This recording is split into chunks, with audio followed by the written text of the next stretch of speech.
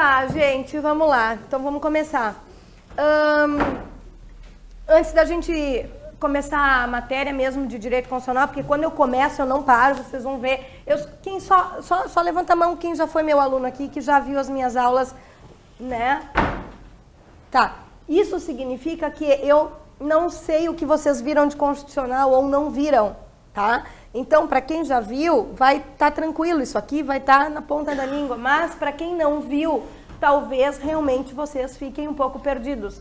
Por quê?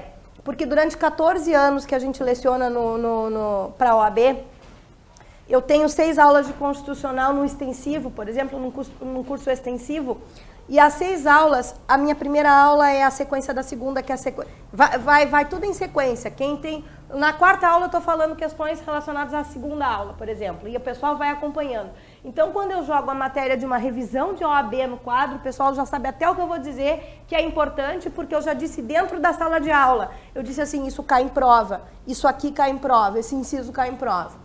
Né? Então, desta vez, claro, nós estamos estruturando pela primeira vez a OAB aqui no CETEC, e a partir de agora a gente vai segundas fases e primeiras fases. Então, vocês deem agora, assim que souberem que passaram na prova, já, quem quiser, obviamente, já olhe para ver, porque as segundas fases com todos os professores vão ser estruturadas aqui, tá? E aí a gente vai ver quando é que começa as segundas fases e assim a gente vai, né?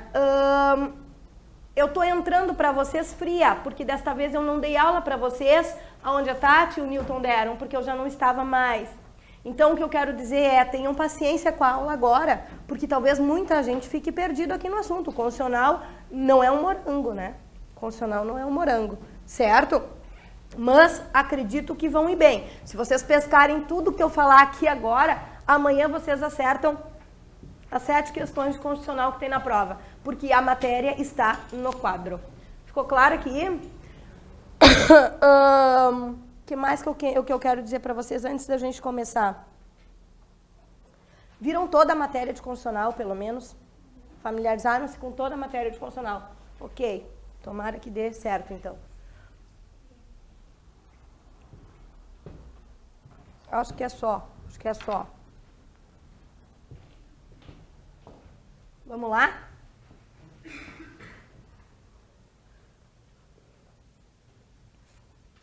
Então vamos lá. Ah, é para tu tirar uma foto também, né? Se não me engano, né? Depois, não precisa ser agora, na hora que eu tiver. Me pediram. Para encerrar o curso, mas depois. Então vamos lá. Constitucional, o que vai cair na prova de amanhã?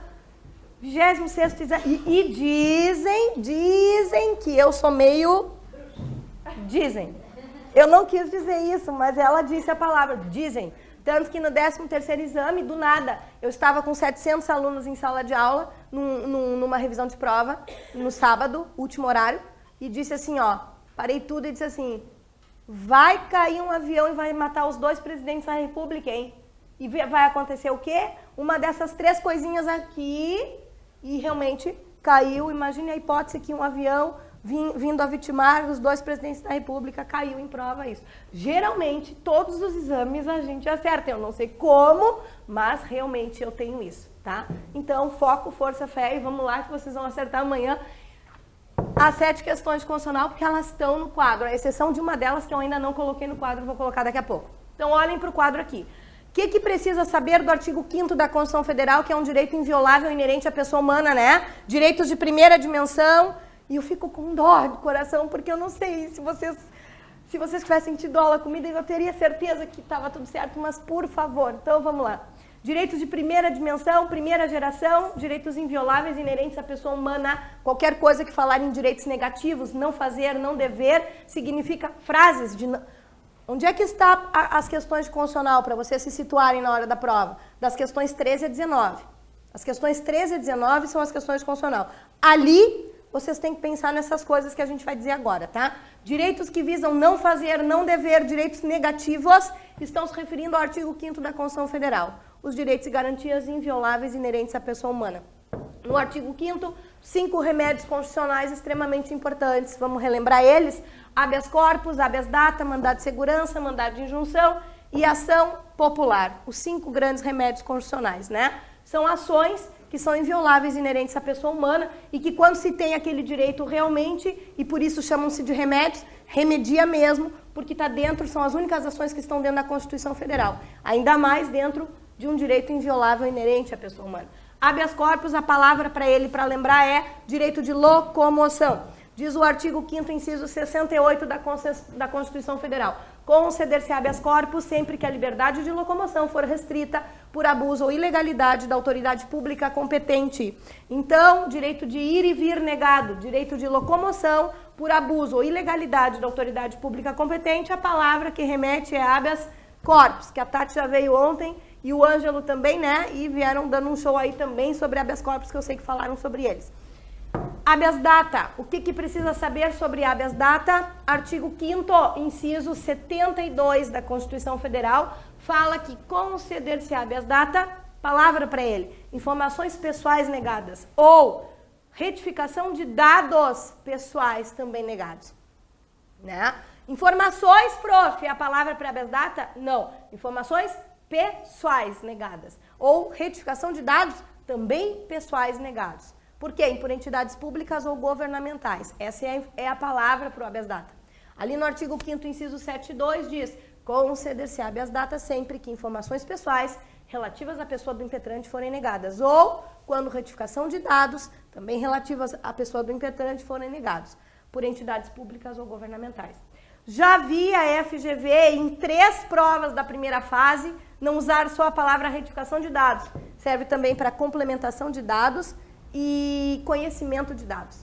Então, falou em informações pessoais ou dados pessoais negados, não importa se é retificação, conhecimento ou complementação, estamos falando de habeas data. Olhem para o quadro, dos 5 remédios constitucionais, 3 deles são gratuitos e o resto oneroso, né? Habeas corpus e habeas data, e mais um que a gente vai ver, são gratuitos. Habeas corpus e habeas data são gratuitos. E mais um ainda, tá?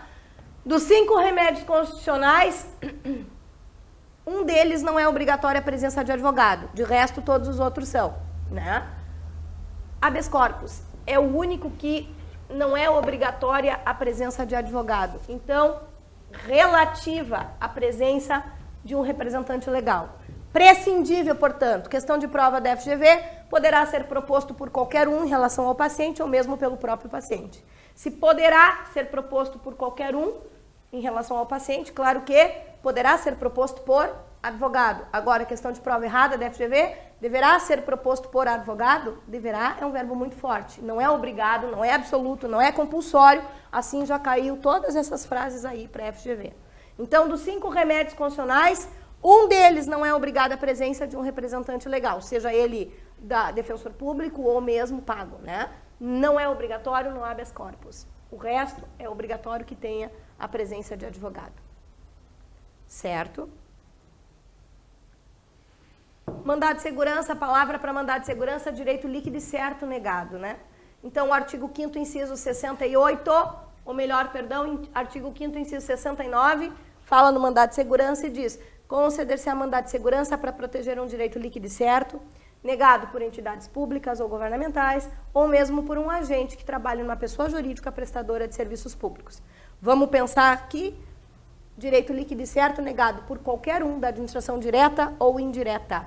Trabalha em nome do governo na administração pública descentralizada, né, numa administração pública indireta da vida, CNPJs que prestam serviços em nome do Estado, também direitos líquido e certo negado serve mandado de segurança. Então, negados pela administração pública, direta ou indireta. Agora, cuidado aí, vou voltar no mandado de segurança daqui a pouco. Oneroso, paga-se, caríssimo, um mandado de segurança. Oneroso, né? E obrigatória, absoluta, compulsória a presença de advogado. Mandado de injunção, a palavra para mandado de injunção é, e aí a gente brinca com ele na sala de aula, tapa-furo. Tapa-furo, a gente brinca que ele é o tapa-furo. Por quê? Porque a palavra para ele é falta de norma regulamentar.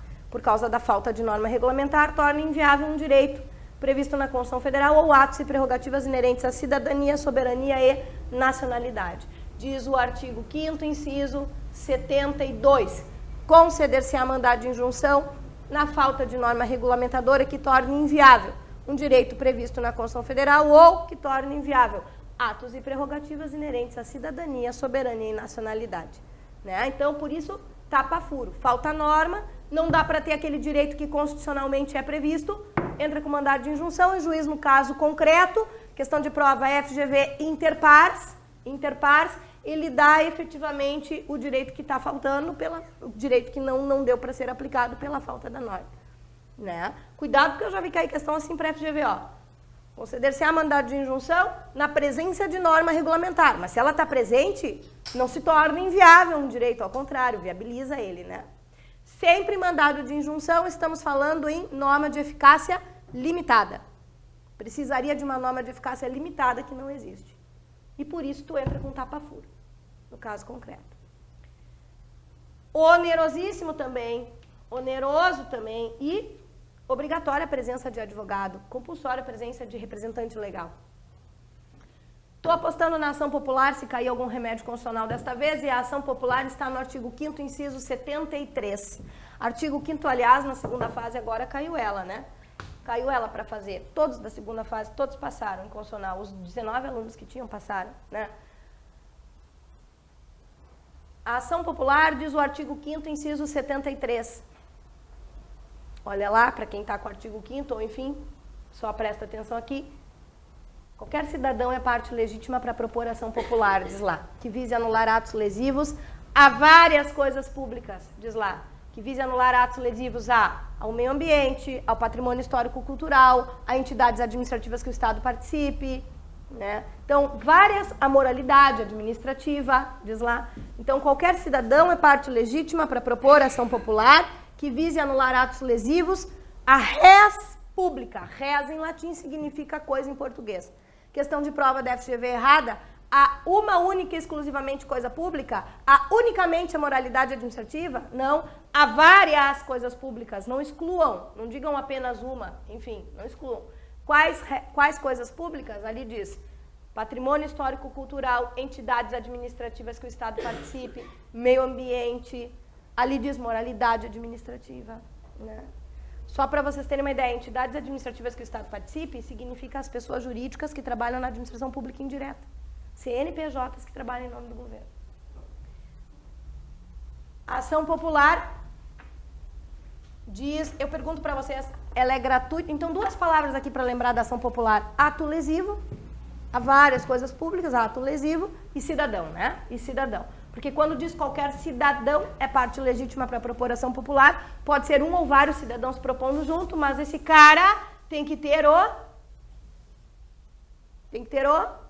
título de eleitor para propor ação popular. O cidadão, dentro do direito constitucional, da matéria de direito constitucional, o cidadão é o cara que tem título de eleitor na ativa, em pleno uso, em pleno gozo do exercício dos direitos políticos. Esse cara é o cidadão, tá? Não é à toa que a lei específica da ação popular, lá no artigo 1º, lá no inciso 3º, vai dizer assim, o cara quer propor uma ação popular, então só propõe se tiver a prova da cidadania, que é ter o título na ativa, em pleno gozo, em pleno uso do exercício dos direitos políticos.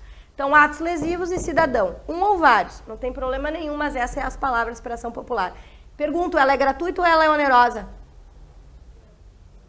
Diz o artigo 5º, inciso 77, habeas corpus, habeas data e atos necessários ao exercício da cidadania são gratuitos. Habeas corpus, habeas data e atos necessários ao exercício da cidadania, cidadão propõe ação popular ela é gratuita. Questão de prova, mas ela é obrigatoriamente e ela é compulsoriamente gratuita? Não, ela é relativamente gratuita, porque diz o artigo 5º, inciso 73, no finalzinho, ficando o autor, que é o cidadão, salvo comprovada má-fé, isento de custas judiciais e ônus de sucumbência. Então, significa que se o autor, que é o cidadão, um ou vários, eles estão de boa fé porque eles acham que realmente aquilo ali é um ato lesivo à coisa pública, beleza, ele não vai pagar. Ela é um ato necessário ao exercício da cidadania, ela é gratuita. Agora, se ele está de má fé, ele sabe que aquilo ali não é um ato lesivo à coisa pública, ele quer se locupletar de dinheiro público, então aí ele paga.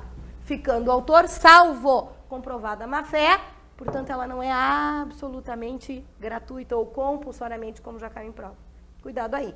Tá, prof, mas não tem isso aí. Só tem assim, ela é gratuita. Segundo a Constituição, ela é gratuita. Verdadeiro ou falso? Verdadeiro. Verdadeiro. Somente excluam isso se disser que ela é sempre, ou absolutamente, ou compulsoriamente gratuita. Se não, pode marcar como certa a alternativa. Certo aqui? Nada mais que isso para o artigo 5º. Nada mais que isso para o artigo 5º. Vamos pular? Vamos para o artigo 12 da Constituição Federal. Vamos falar sobre nacionalidade um pouquinho e muito rápido, né? Nacionalidade.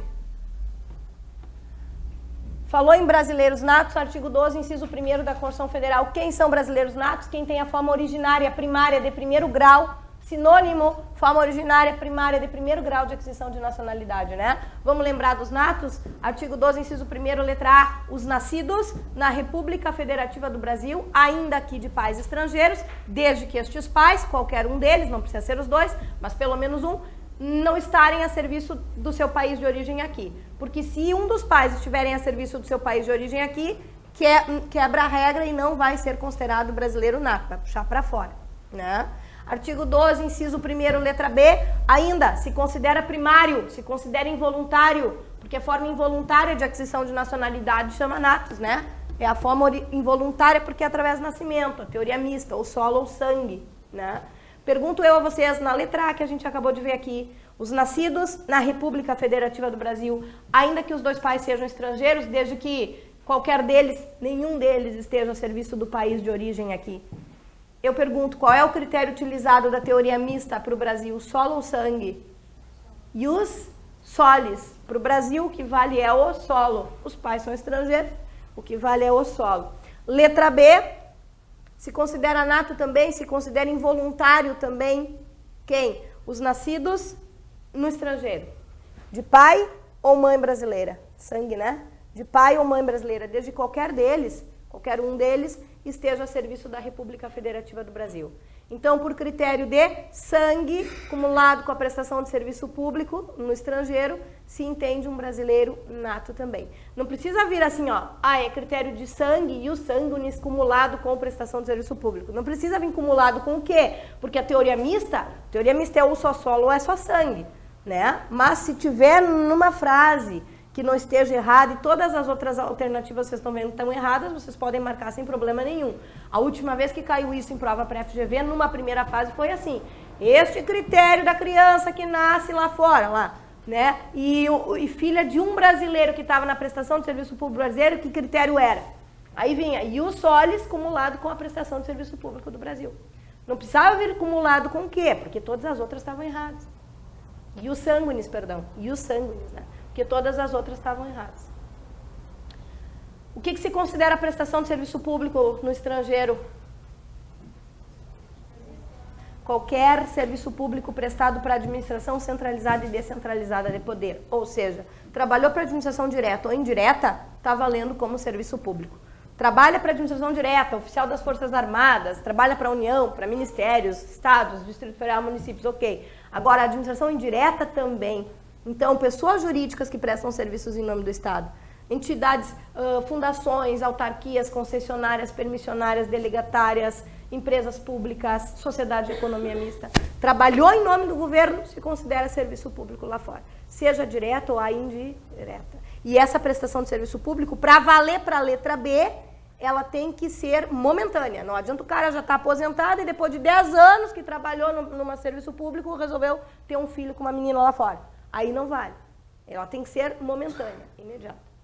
Letra C, também se considera natos involuntários, forma involuntária de aquisição de nacionalidade são os natos. Se considera nato involuntário os nascidos no estrangeiro, de pai ou mãe brasileira, desde que sejam registrados numa repartição civil competente brasileira lá fora, que exista no estrangeiro, ou então, se não existe, desde que venham a residir no Brasil e optem a qualquer tempo, a partir dos 18 anos, pela forma nata. E entrem na justiça. Essa opção significa entrar na justiça e optar pela forma de nacionalidade nata. Ele está querendo vir a ser nato. Né? Então ele é naturalizado, não? Não, todos esses do artigo 12, inciso 1º, são forma involuntária, são os natos. Inclusive essa linha, são os natos. Tá? Se tiver qualquer dúvida, minha flor, como a gente não teve aula junto, eu te explico essa letra C depois, tá? Só pensa agora, por critério misto, sangue e solo. A letra C, se falarem essa alternativa para ti em prova, é critério misto mesmo, ou sangue ou solo. As duas, se aplica as duas. Agora sim, ó, minha flor, naturalizações. Outra forma de aquisição de nacionalidade. Forma originária, forma primária, forma de primeiro grau, forma involuntária de aquisição de nacionalidade. Por quê? Por que forma originária? Por que forma primária? Porque esta deriva do nascimento. Por isso forma involuntária, porque a gente não pede para nascer, a gente nasce onde a gente tem que nascer, no momento que tem que nascer. Às vezes tem uma cesárea marcada e o filho nasce 3, 4 semanas antes, enfim, como por exemplo o meu primeiro, que tem 4 anos, tinha uma cesárea marcada para dia 22 e ele foi nascer dia 9 de agosto dentro da sala de aula. Estourou a bolsa dentro da sala de aula de onde vocês estão fazendo o curso aí, né? Então, forma involuntária, nato, purinho, através do nascimento. Mas temos também a forma voluntária de aquisição de nacionalidade, que aí não é por nascimento ou solo ou sangue, e sim por tempo de residência ininterrupta no Brasil, né? Aí se chama de naturalizações. Naturalizações, que a tua amiga me procura lá para fazer. E não fez ainda. Naturalizações, né? Quem são os brasileiros naturalizados? Quem são? Artigo 12, inciso 2º da Constituição Federal. Para nós aqui, o que importa para a prova de amanhã, se cair, e na boa, vai cair uma questão de prova sobre nacionalidade. E provavelmente inclua direitos políticos juntos. Já explico como é que talvez ela venha. Naturalizações, 2 tipos. Ordinária ou extraordinária. Ordinária ou extraordinária. Ordinária se dá para países ordinários de língua portuguesa. Quais são os requisitos? 1 ano de residência ininterrupta no Brasil e idoneidade moral. Só. Quais são os requisitos da naturalização extraordinária? 15 anos, prof. Não, mais de 15 anos. O artigo 12 diz mais de 15. Mais de 15 anos de residência ininterrupta e não ter condenação penal. Então, essas são as naturalizações extraordinárias, que se dá para qualquer estrangeiro, de qualquer nacionalidade. Não se esqueçam também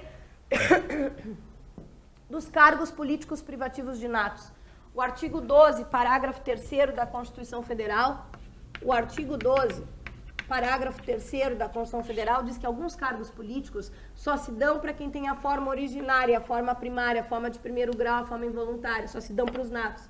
Quais são os cargos? O MP4.com. Quais são os cargos?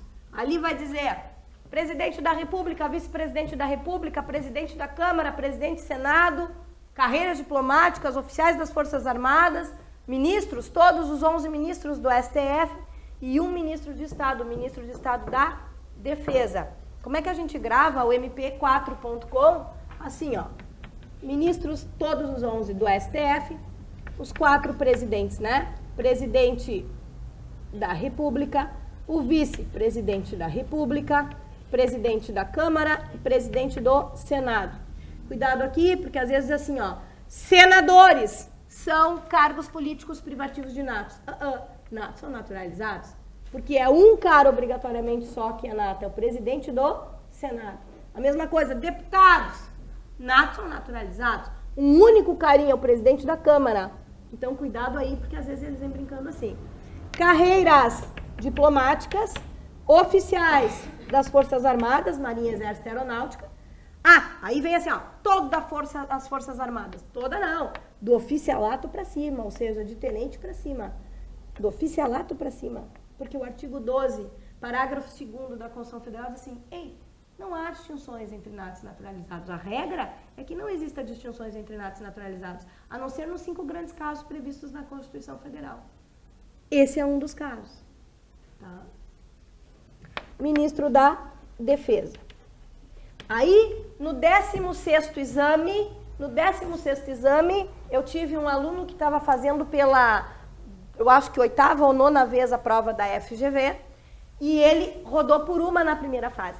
Ele ia para a segunda, aí não passava, aí voltava para a primeira, aí passava na primeira, aí ia para a segunda, aí também não passava, aí fazia a repescagem, não passava, era um horror.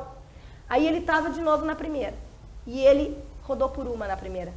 por uma na primeira. E ele chorava para mim. Por quê? Porque era aquela questão de prova do Alessandro Bilância. Porque ele errou a que ele não podia errar, que eram os cargos políticos privativos de nato. A pessoa errar isso aqui não tem depois choro, não dá para... É uma das questões que a gente não pode errar, realmente não. Né? E aí dizia lá, enfim, que todos os ministros de Estado eram cargos políticos privativos de nato. Natos ou naturalizados, diz o artigo 87 da Constituição Federal. Ministros de Estado, maiores de 21 anos, natos ou naturalizados e CCs. Livre exoneração, livre nomeação do presidente da República. Todos os ministros de Estado, nós temos vários ministérios, são natos ou naturalizados. Um único obrigatoriamente é nato. Este cara aqui, o ministro da Defesa. Por quê? Porque o Ministério da Defesa não exerce o Comando Supremo das Forças Armadas. Comando Supremo das Forças Armadas, diz o artigo 142 da Constituição Federal, hierarquia, disciplina, Comando Supremo do Presidente da República. Mas o Ministério da Defesa dirige as Forças Armadas. Ele veio por emenda constitucional. E se ele dirige as Forças Armadas e a maioria, todo o oficialato das Forças Armadas são natos, obviamente que também é cargo político privativo de nato. Então, cuidado aí. Isto cai em prova amanhã para vocês, tá? Isto cai em prova amanhã. Pelo amor, pelo amor. Bom.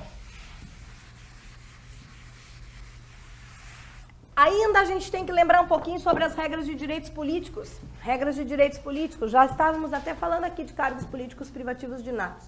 Né? Então, ainda nessa ideia, obrigatoriedade do alistamento e do voto a maiores de 18 anos, facultatividade do alistamento e do voto a maiores de 16 e menores de 18, a analfabetos e a maiores de 70 anos, diz o artigo 14 da Constituição Federal. Né? Inalistáveis, não tira título de eleitor. Olha aqui. O que diz o artigo 14? Inalistáveis. Inalistabilidade não tem nada a ver com inelegibilidade. E ambas as coisas estão no artigo 14. Então, inalistáveis. Não tira título de eleitor. Diz ali, estrangeiros e conscritos. Aí vem questão de prova. FGV. Todo estrangeiro é absolutamente inalistável. Todo estrangeiro é compulsoriamente, absolutamente inalistável. Verdadeiro ou falso isso? Ah, prof, mas olha só. E o estrangeiro que se naturalizou? Não. Então ele não é mais estrangeiro. Se ele se naturalizou, ele virou um brasileiro. Porque aí nós temos os natos e os naturalizados. Quando fala em estrangeiro, a não ser que a FGV te diga, o estrangeiro se naturalizou. Ah, bom, então ele virou um brasileiro naturalizado. Mas se ela falar em estrangeiro purinho, é porque ele não virou brasileiro. Não virou. Então, ele não é nem nato e nem naturalizado. O mínimo de condição de elegibilidade, diz o artigo 14, parágrafo 3º, é ser brasileiro. Mínimo de condição de elegibilidade. Então, quando diz que estrangeiros não tiram o título de eleitor, é porque eles não são brasileiros, eles não têm condição. Se eles não são nacionais, quiçá se tornarem cidadãos, o povo ativo, tirar o título de eleitor. Agora, todo estrangeiro é absolutamente inalistável? Relativamente inalistáveis, porque tem um carinha, que é o carinha do artigo 12, parágrafo 1º da Constituição Federal, que chama o português equiparado. Existe o direito de reciprocidade entre Brasil e Portugal, diz o artigo 12, parágrafo 1º. E esse direito de reciprocidade, ele é nos termos e limites estabelecidos em leis ali. Então, ele não é da forma que se quer esse direito de reciprocidade. Ele também não é absoluto, ele é relativo. É da maneira que o Estatuto da Igualdade prevê. Agora, da mesma forma que o brasileiro é equiparado lá fora, o português é equiparado aqui. Então, o português que tem o Instituto da Equiparação, ele tem, questão de prova, todos os direitos, questão de prova errada, de qualquer brasileiro, não. Todos os direitos de um brasileiro naturalizado, porque a equiparação, olha o nome, equiparação se equipara a uma naturalização, a uma forma derivada de aquisição de nacionalidade, não a forma originária. Então, o português equiparado, quando ele está no Instituto de Equiparação, ele tem todos os direitos de um naturalizado, inclusive votar e ser votado para cargos, obviamente, políticos que o naturalizado pode ocupar. Porque cargos políticos privativos de nato, ele não pode ocupar. Mas se ele tem todos os direitos de um naturalizado, inclusive votar e ser votado, como é que ele vai fazer isso se ele não tiver o... Então, obviamente, que este carinha aqui, ele pode, ele é alistado. Então, quando o artigo 14 diz assim, ó, são inalistáveis estrangeiros e conscritos, não é todos os estrangeiros que são inalistáveis. Relativamente são inalistáveis. Porque é menos esse carinha aqui. Ele não vira brasileiro. O português equiparado, ele não vira brasileiro. Ele continua sendo um estrangeiro com todos os direitos de um naturalizado. Certo? Conscritos. São inalistáveis também, não tira título de eleitor, conscritos. Quem é que é o conscrito? Questão de prova da FGV, é o militar aquartelado no primeiro ano de serviço militar obrigatório, quando neste ano, obviamente, cai um ano de eleição. Então, conscrito é o militar aquartelado no primeiro ano de serviço militar obrigatório, quando, obviamente, neste ano cai ano de eleição. E aí ele se torna inalistável. Ninguém anota nada, só escuta. Ninguém anota nada, só escuta. Pessoal do EAD, só escuta a mesma coisa que eu disse ontem para um pessoal que estava assistindo a minha aula. Mesma coisa que eu disse ontem. E aí vocês já vão entender o porquê que eu estou dizendo ninguém anota nada, só escuta. Nós temos dois tipos de aquartelado. Nós temos dois tipos de militar que está no primeiro ano de serviço militar obrigatório. Nós temos, então, o cara que está no primeiro ano aquartelado. Quando neste ano, obviamente, cai ano de eleição, FGV. Nós temos o conscrito, que nunca tirou o título de eleitor, ele nunca tirou. Por que ele nunca tirou? Porque quando ele ia tirar, que era obrigatoriedade com 18 anos, acabou que ele se tornou aquartelado naquele primeiro ano ali, e aí ele não tirou o título. Tá, e daí o que acontece quando ele sair do primeiro ano de serviço militar obrigatório, prof? Que ele saiu do aquartelamento, ele vai tirar um novo FGV, vai tirar um novo, mas que novo se ele nunca tirou nenhum? Ele vai tirar o primeiro documento. Aí, quando ele sair, ele vai tirar o primeiro documento. Agora, nós temos um conscrito que já tem o título de eleitor. Ele já tem o título de eleitor. Por quê? Porque o artigo 14 diz, nós temos a facultatividade dos 16 aos 18. Então, um menino de 16 anos, ele pode já ter capacidade de exercer direitos políticos e ele jamais vai entrar no primeiro ano de serviço militar obrigatório com 16 anos. Vai ser depois. E daí, quando ele entrar, ele já tem. Então, como é que ele se torna inalistado? Se ele já se alistou. Então, questão de prova. Conscritos também não são absolutamente inalistáveis, são relativamente inalistáveis, porque nós temos esse cara aqui. Bom, e daí, o que acontece com o título de eleitor dele quando ele entra no primeiro ano de serviço militar obrigatório? Suspensão ou perda de direitos políticos? Tudo que se perde dentro do direito constitucional na matéria de constitucional, hein? Porque tributário não é assim, porque penal não é assim. Tudo que se perde dentro do direito constitucional nunca mais volta. Ou se volta, volta com um novo número. E tudo que se suspende, volta, e volta o mesmo número. No caso desse carinha aquartelado, ele quando entra no aquartelamento, eles jogam o título de eleitor deles numa gaveta ali, e quando ele sai, pegam o título e devolvem para ele. Então é suspensão de direitos políticos. Suspensão de direitos políticos, tá? Por que eu disse assim, ninguém anota nada, é só escuta? Porque a nossa Constituição ela foi criada em 1988, e hoje em dia nenhuma norma pode ir contra a Constituição sob pena de controle de constitucionalidade, né? Mas pode fazer um meio termo, um en passant. E hoje em dia todo mundo entra num primeiro ano de serviço militar obrigatório com 19 anos pela lei. Então, casualmente, todo mundo já se alistou. Para reforçar a ideia de que militares, que conscritos, são relativamente inalistáveis, inclusive. Certo?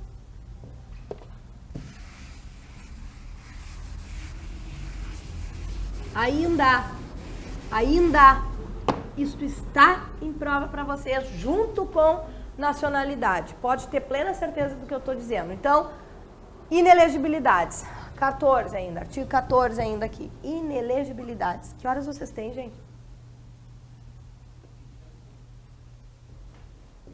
Inelegibilidades. O que é inelegibilidade? Ninguém anota, só escuta. Ninguém anota, só escuta. O que é inelegibilidade? Ah, não pode se eleger, prof.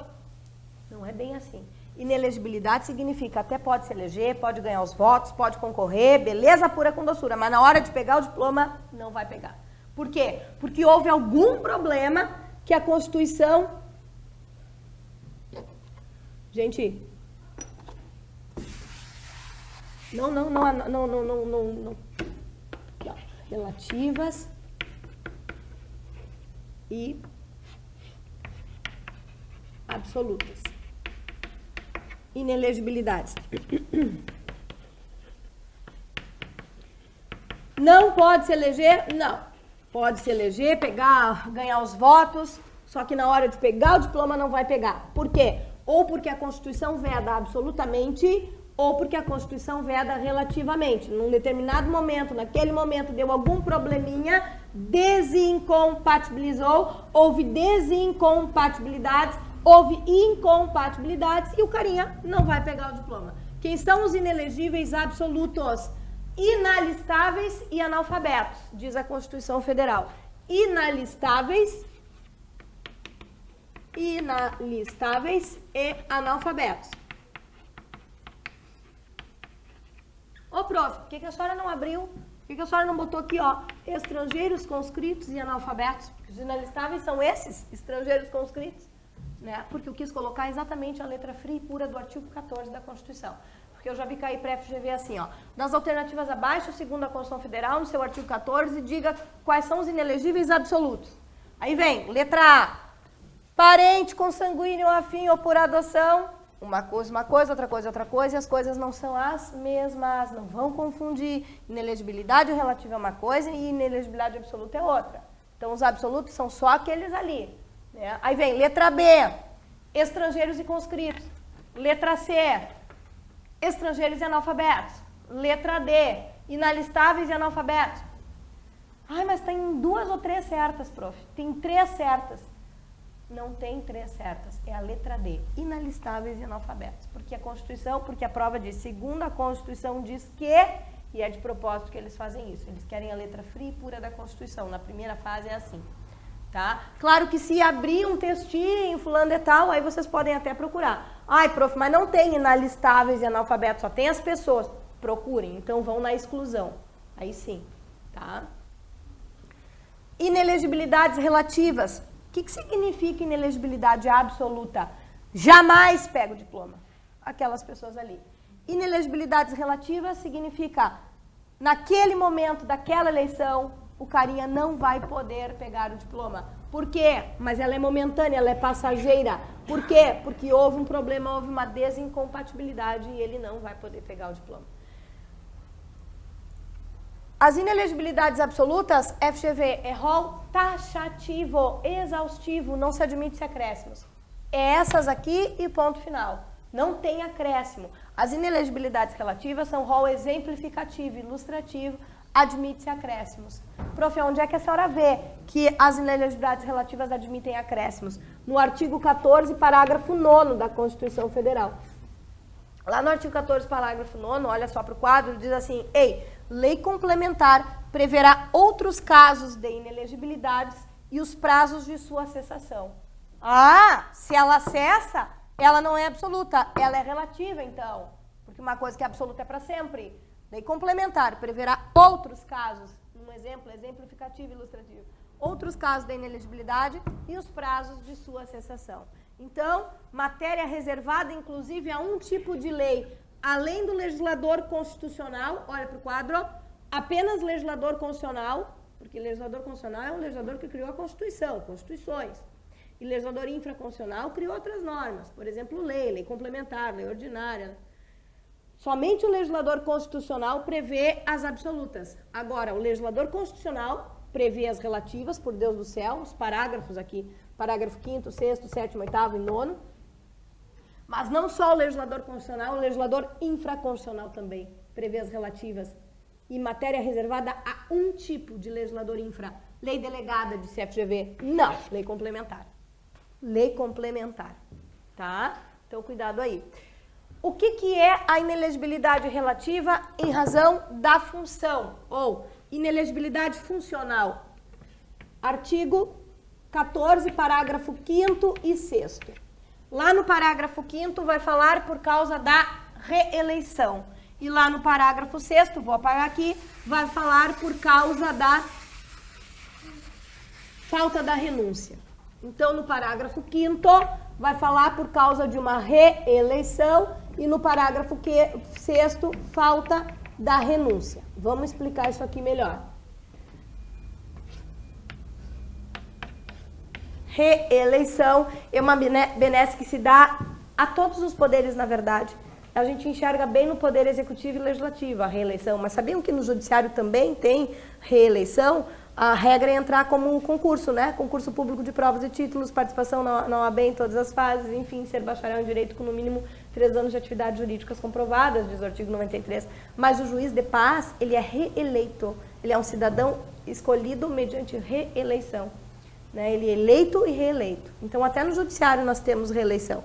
O que é a reeleição? É uma benesse que se dá para quem está num primeiro mandato.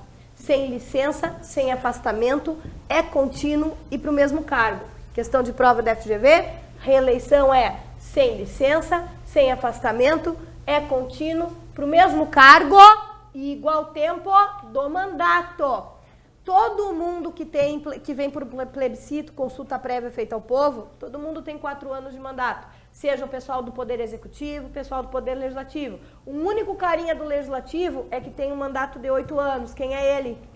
Senador. Senadores têm mandato de 8 anos, ou seja, FGV, trabalham 2 representatividades. De resto, todo mundo, seja do Poder Executivo, presidente da República, governadores e prefeitos, e seja do Legislativo, deputados, vereadores, né, tem mandato de 4 anos. Então, FGV, de novo, reeleição é por um período subsequente ao do mandato, igual tempo do mandato e não do seu agente, já vão entender isso. E é sem licença, sem afastamento, é contínuo, obviamente, para o mesmo cargo. E aí vem o artigo 14, parágrafo 5º e diz, olha, por causa da reeleição, nos próximos 4 anos subsequentes, o cara não vem. Por quê? Porque o artigo 14, parágrafo 5º veda, porque ele não pode vir, por causa da reeleição. Pessoal do Executivo, olha para o quadro aqui, essas 2 que a gente vai falar agora, a desincompatibilidade funcional e a desincompatibilidade reflexa, ela é para o pessoal do Executivo. Ou seja, o titular da nossa regra vai ser o pessoal do Executivo. Presidente, governador, prefeito. E as pessoas que os houverem sucedido, substituído ao longo do mandato. Eles são os titulares da nossa regra.